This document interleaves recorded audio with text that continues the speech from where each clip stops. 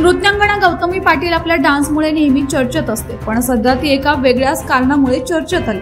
गौतमी पाटील हिच्या गाडीचा पुणे मुंबई बंगळुरू राष्ट्रीय महामार्गावरील वडगाव पुलाजवळ भीषण अपघात झाला। गौतमीच्या ड्रायव्हरने आज 1 ऑक्टोबरला पहाटे एका रिक्षाला जोरदार धडक दिली।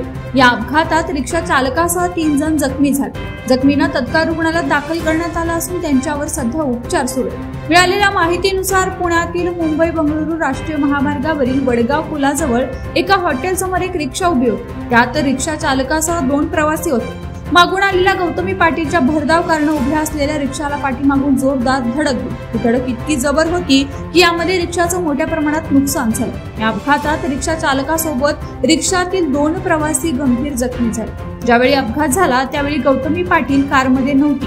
तिच्या ड्रायव्हरकडूनच हा अपघात झाल्याची माहिती मिळाली। पोलिसांना अपघाताची माहिती मिळताच तत्काळ घटनास्थळी धाव घेत पोलिसांनी त्याला ताब्यात घेऊन चौकशी सुरू केली।